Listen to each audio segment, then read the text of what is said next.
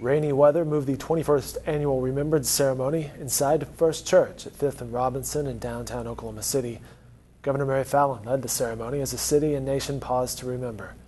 The ceremony featured a moment of silence and the reading of names of the 168 people who lost their lives in the bombing of the former Oklahoma City Federal Building that was destroyed at 9:02 a.m. April 19, 1995.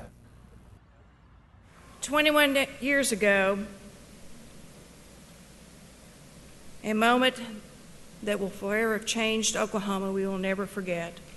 What happened on April 19, 1995. And as Mike said just a few moments ago, just about 30 minutes ago, we just finished our annual Metro Prayer Breakfast in Oklahoma City this morning. But 21 years ago, that same morning, April 19, 1995, we had the Metro Prayer Breakfast at the Cox Convention Center with over 1,000 people who were down there that morning. And I remember it so well, and Governor Keating was there too. But a moment when we were going about our regular activities of the day, having our annual prayer breakfast, reading scripture, talking about faith, our dependence upon God, and to hear an incredible message from a speaker that day. But little did we know that when we left that event that morning, that we would have to lean on our faith as much as we had, and to witness such a horrible tragedy that happened here in Oklahoma City. I can still remember heading back to the Capitol that morning after the prayer breakfast and getting back, and 30 minutes later hearing shocking news at 9:02 what had happened at the site. And today we're back, and we haven't forgotten 21 years later that there were people who suffered tremendous loss of life of their loved ones. There were people who were injured severely, and there were certainly so many men and women who faced evil with courage and stepped up to help that day. Our first responders, those who gave so generously during that moment in time that we will never forget, and we don't ever want to forget. We are here today to remember those who were lost and to pay tribute to those who displayed such great acts of heroism and courage to help those who had suffered so much.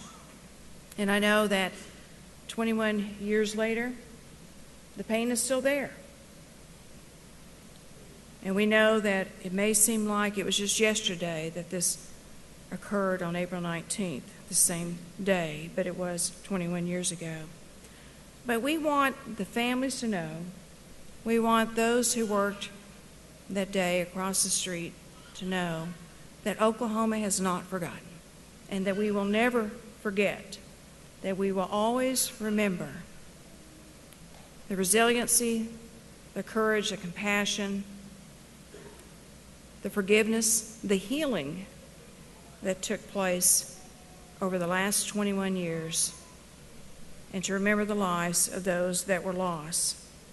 And what came out of that day, that month, that year, and the years that followed was what became known as the Oklahoma Standard, and something that we are very proud of as Oklahomans. And I see the Oklahoma Standard exhibited time and time again anytime there's some type of challenge for our state, where there's been a storm that has come through, or maybe even in hard economic times like we're facing now. I see that Oklahoma Standard, that spirit of not giving up, of pressing forward and getting through whatever our challenge might be. It's become an incredible witness to the rest of the nation, that spirit, that Oklahoma Standard, that people from all across the world, and frankly all across our nation, has certainly admired and respected in the state of Oklahoma and in our people of Oklahoma. And so today we come to remember those who were lost, to stand by those who suffered the loss, to say thank you to all those who helped in those very challenging days and weeks and years after the Oklahoma City bombing, and to also rest assured that God is in control, God knows our needs, and that we can turn to Him with our faith to know that He will always have a good plan ahead of us as we move forward. And today is about continuing that move forward one day at a time, and we will always do that.